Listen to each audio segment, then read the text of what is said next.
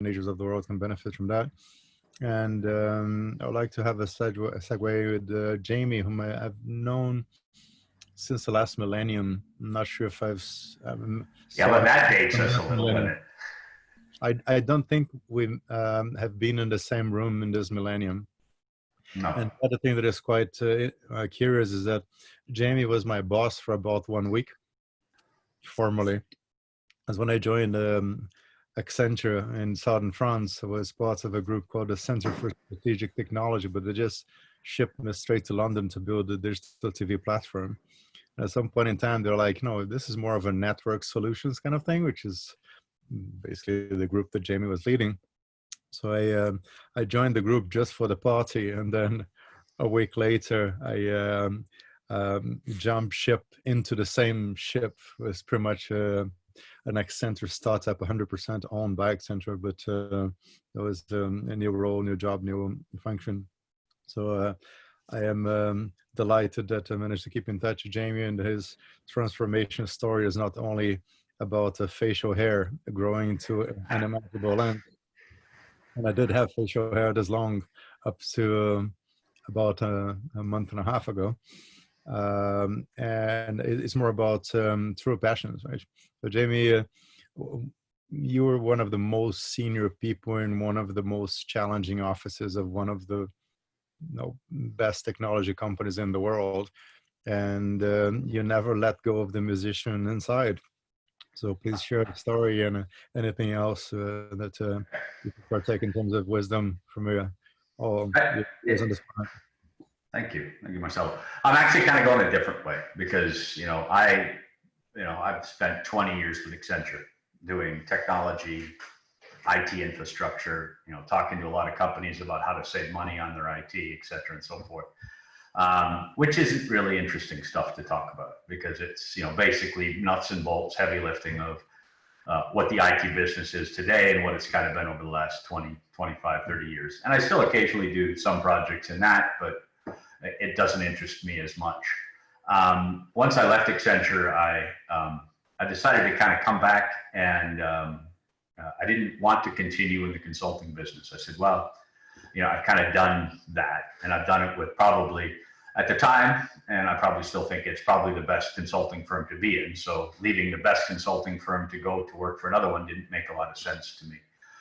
So I kind of switched gears and I nominally semi-retired. And I started to look at some of the stuff I wanted to do when I was younger, or I started doing when I was younger. But once you start working for kind of a global consulting company who wants 12 to 14 to 15 hours of your day, 5 days a week, and sometimes on weekends, you end up having to say, okay, well, I've got to kind of put some things to the side. So one of the things I put aside was music for me, because I was really, I did a lot with music. I did, I was in musicals, I was in plays, I even sung in an opera or two when I was younger. I did a lot with the theater. And then once I started working, 20 years, I pretty much, occasionally if I got too drunk in a bar, I would sing some karaoke. But for the most part, music wasn't part of my life. Once I stopped working at Accenture, I got involved in a couple of projects. I started getting involved doing some stuff with some startups, kind of working in some incubation organizations, startup accelerators. But I also got back involved in music. And I think when I was younger, I used to play the French horn, but nobody wants a French horn unless they're an orchestra. So I said, well, I've got to move to a different instrument. So I picked up a trumpet and I started learning that about 5 years ago. So I'm 56 now. So it was, I just turned 50, just gone 50. I said, well, I'm going to learn a new instrument and let's see how far this goes. I was fortunate enough to meet up with some friends of mine. We formed a band. In the last year, we've played a number of gigs. We've written our own music. We put out a CD, and all of it's just brand new to me. And it's all this stuff that, my regret is that I didn't actually stick with music when I was younger. And a lot of the stuff I wanted to kind of talk about was, kind of when Marcelo talked to me out there, he said, what are the things that, if I was younger, I would like to know? And I think probably the first thing I would like myself to know when I was younger is that you don't have to learn the way everyone tells you you have to learn. Because I think music is one of these things where when you're young, is when your parents, your teachers, everybody around you says, you should learn the piano, you should learn the guitar, you should learn the violin, you should learn an instrument, you should learn how to sing. And so you say, okay, I'll do that because I'm kind of interested. And then they set you off on this course like you're going to be a professional musician in an orchestra or a professional opera singer or somebody else. So there's all of these studies that they say, well, you have to go through this to be a good trumpet player, you have to go through this to be a good trombone player, you have to go through this to be a good violin player. And as someone who's 14, 15, 16 years old, you've not really had the life experience to really understand what music is and what it means and all of the things you can convey with music. So you're kind of learning these things by rote. And eventually, if I look, talk to a lot of the people I knew or a lot of the people I know, they all said, I started with the piano when I was younger, but I gave it up because I got tired of going to lessons and playing da da da da da da da da da da da. And so one of the things I wish I would have done is, because when I became 50 and I looked for a trumpet teacher, I discussed with him what I wanted to do. And he didn't give me a bunch of kind of the method books that you always get when you play these things. He said, okay, well, let's figure out what you want to play. And let's figure how to let you play that better. And I think if we could do that to people who are interested when they're younger, I think they'll be much more likely to continue with it. So if when I was younger, someone says, well, you really should, if you want to play jazz music or play behind a rock band or whatever it is, you should switch from the French horn to a trombone or a trumpet, and you should learn these styles and these techniques. And I think I probably would have had more with it, and I probably would have stuck with it. I would have made time for it while I was doing my full-time job. But in essence, I didn't. And now I think my big regret is that I didn't keep doing it. But then as I look back, I realized, well, I wasn't really given those opportunities. And I think, the difference between now and then, back when I was in school, it was the 80s. The internet was still just people, sending messages back and forth from college, university campuses to each other. The World Wide Web was still kind of being developed within Tim Berners-Lee's mind.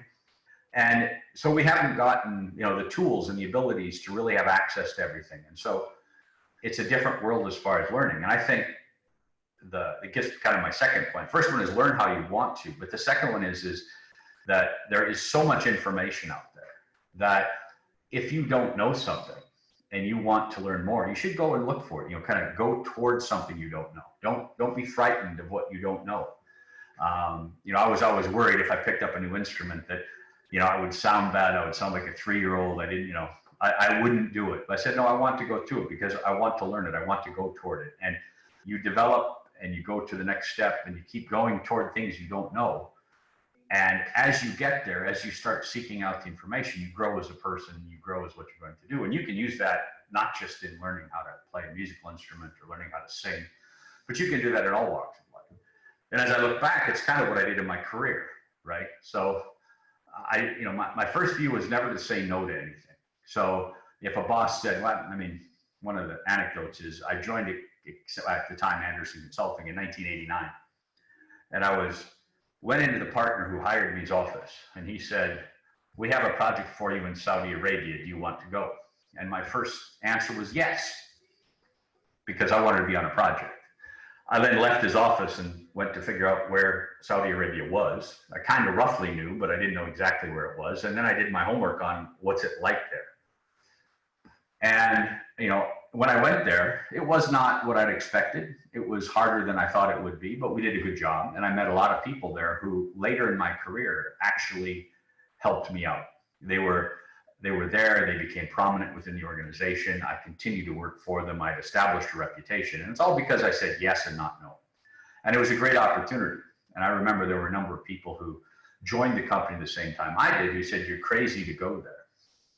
And when they're about 2 or 3 years, none of them were with the company anymore because they were very picky. They were always complaining about the fact that they never got the right opportunities. And I think a lot of times they were a little bit too picky. And so I think sometimes you have to say, well, let's just go after something. Clearly, if it's 100% dangerous, you got to make that risk assessment. But I think a lot of times you have to go after something that you're very interested or that you don't know, to understand if you like it or not. it's 3-6 months of your life, but you go there, you do the best you can. And so, for me, as I look back and I say, that's kind of how I did it. I went after things. When people ask me, do you want to go here? Do you want to go there? I never really said no. If they said, well, how about Switzerland? I said, yes. So I went and spent a year in Switzerland. They say, how about Indiana? Right? So I went to Indiana, right? Someone would probably say, why would you go to Indiana? But there you go. So, all of these things were that way. And I think, if I kind of look back and summarize it, I think another point that I like to get across is that, a lot of what you do in life is based on good fortune and bad fortune. And I've been listening a lot to various podcasts from various people. And one person who has this message that strikes with me a lot is this Dr. Jordan Peterson, who keeps saying, life is hard. It's full of bad things. There's lots of things out there. And I tend to agree with him. I think, life is not easy. It's a struggle. And it's always going to be a struggle. And I think that the thing that we have to understand is that there will be times when we have good fortune and there'll be times when we have bad fortune, right? Bad fortune would be, I'm in the path of the next hurricane, right? And trying to understand how to minimize, be resilient against some of these bad fortune events, but at the same time, how to maximize the good fortune events, because that's where you get the real benefit. If you get good fortune and you maximize the good fortune and you get bad luck and you minimize the effect of the bad luck on you, overall, you're going to be going in the right direction. And I think you're going to have an easier time, because you can easily spend a lot of time complaining about your bad luck, and that's likely not going to minimize the effect it has on you. So recognize that it is bad luck and then try to minimize its impact on you, as opposed to saying, okay, I've had bad luck, I can sit here and whinge about it for the next 3 or 4 months. Meanwhile, the bad luck is compounding and compounding and compounding, and you're getting nowhere. So I think that's one of the things that, that's kind of what I've tried to do is, and I've not always been successful. I've had some times when I've shown up to a project and I've had the misfortune of working for someone I just don't get along with, and we can't work together, and you still have to tough it out and you try to minimize it, and I couldn't minimize it, and I got too emotionally involved in it. And I think there will always be those. You're never going to be 100% successful, but I think if you can continue to keep this kind of mantra a little bit, and you can minimize for the most part the bad luck events, then you'll have a much better go of it than if you didn't. So that's kind of one of the things I look back on, and I think that's one of the things that's helped me be successful to where I am now. And so I think probably that would be the second point. Marcelo, how much time do I have? I know that I took. Oh, it's like 10 minutes. So okay, fine. Good. I've already got through 2 of my points. I've got one left. I'm going to have to stretch it out really long or take questions. So I think the next, and finally, I think one thing I've been seeing a lot of is perspective. And a little bit has to do with, when I was in this age of 14 to 17, if you had to find information, you had to go to the library, you had to look in the library catalog card system, you had to look at, know the Dewey Decimal System, find the book that had the information you were looking for. You would go get the book, you would read the book. But the beauty of that is that to get a book published, to get it printed, to get it distributed to all of these libraries, a lot of people had to be involved, a lot of effort had to happen, and a lot of money had to be spent. So when you actually had the book in your hand, when you finally found it and you read it, you could be pretty comfortable that what was in there has been vetted by a large number of people. And that is, more often than not, at least as what is known to the point in time where the book was published, was the fact of the day. You didn't have to worry about, some nut job created this book and put it out there in 10 minutes, right? It's actually going to be something that, a lot of people have spent time and put effort into. So, you can be pretty clear that you don't have to then vet the book, as it were. You could actually look at the book, you could get the information. A lot of times it wasn't what you needed, but at least you knew the information was relevant and germane to your point. I think nowadays, the difficulty I think a lot of people have is that there's no effort involved in putting information into the web, false information, incorrect information. conspiracy theories, anti-vaxxing, flat earth, all of these different things that people can quite easily perpetuate this thing. And I think what we learned in school a lot was critical thinking. We learned how, especially because I went into the science side, is to critically think about something and understand how do you approach a problem? What's the steps that you go to approach it? Understand what the inputs are, understand if they're valuable, if they could be noisy, if they could be, if they were clean signals. And I think being able to go through and apply that now without emotion and to be able to take perspective helps to get through this sea of information. And people that I have known and met through my life, who I am acquaintances with on Facebook, have trouble with perspective, because the closer you are to the issue at hand, the harder it is for you to step back emotionally. And I think a lot of people don't step back emotionally, and they get involved in the emotion of the discussion. And then it's much more easy for them to find the information that matches their current viewpoint and to say, aha, I am right. And so I'm not going to look any further or not going to look any harder. And I think one of the things that is going to be more and more important as time goes on, because we're not ever going to go back to a situation where all of the information that comes to us is going to be correct. All information you have access to is not going to be correct. A good chunk of the information that you see when you search on the internet is probably not correct. It's not fully correct for sure. It might be partially correct. It might be incorrect by omission, or it might just be a blatant lie.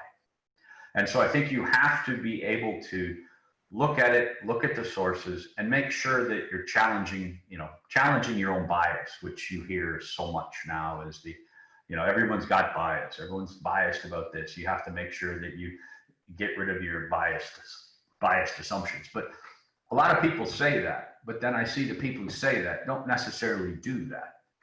They say it as a counter to someone who disagrees with them, but they won't do it to themselves. And so I think this is one thing that will help you through this, and especially through some of these current situations. COVID, why don't people wear masks? Why don't people distance themselves? Why don't people stay inside? Why are they spreading the disease? Because they want an answer. They're looking at the internet with a bias. They see something that someone posted that supports their bias, and they say, okay, well, this is the truth. All that other stuff is a lie. So I'm going to accept that. I'm not wearing my mask. Some guy in Toledo says it's bad for me, so I'm not going to do it. Even though 55, experts or more say it's good and I should do it. So I think this is something that is probably more critical now. Something I didn't have to do when I was younger as much, but that is so critical today. And for me, I think this is probably the biggest struggle that most young people will have, is being able to kind of step back, take perspective, get away from the emotion of what's going on, and hopefully get back to being able to have discussions where we can really solve problems.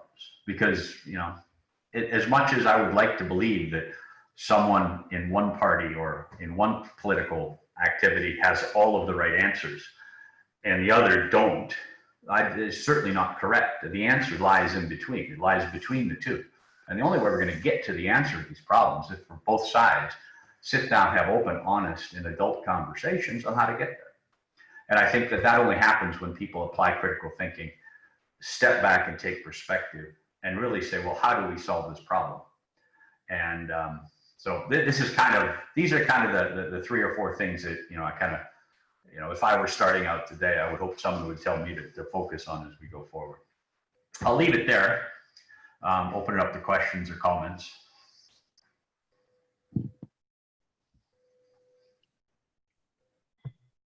I guess one point, anyone else with a question, please go ahead. How would you see the perfect balance between the logical mind and the artistic mind, in the sense of being a technologist and being an artist as a musician? What is the balance? Is like Pareto rules, 80-20? How would you see a recommendation that could be adapted to most people? Because obviously the answer is always individual. What's your best average guess? Well, I think it is very situational. And I think that when you have something that needs logic, you need to remove emotion. You need to actually approach it in an unemotional sense. You can't try to apply logic and emotion at the same time. Logic is something that, if the best logic is that which is applied unemotionally and can allow you to get to, to apply the logic to the end. When you get to the answer, you then may have to go, okay, well, emotionally, is this the right answer? Is this something that can be done? Because your logical conclusion could lead you to a bad place. But I think when you're doing something that requires logic, you should try to remove, for the most part, as much as your own emotion and just apply the logic. For, I guess, probably the more music-oriented or artistic mind, emotion is fundamental, right? And logic, sometimes you throw out the window. I mean, people say within music, there is logic, and that, in some senses that's true. But I think, it's kind of two things. And so when you're doing them, you have to realize, is what you're doing more artistic and therefore requires more emotion, or is what you're doing more logical and requires less emotion? And how do you apply that for the situation you're in? And I think sometimes people who try to approach music logically don't do very well. And people who try to approach logic with too much emotion tend to fall into the fallacies of, kind of the standard argumentative fallacies, straw man, ad hominem attacks, things like that, because they're so emotional, they can't actually construct the logical answer to something. So I think that's how I kind of see it, is that, when I'm looking at something that I think requires logic, I try to remove emotion as much as possible. But when I'm sitting down to write a song, then I say, okay, I'm going to open myself up, let the emotion come out, write what's there, and then later on come back and see, hey, this,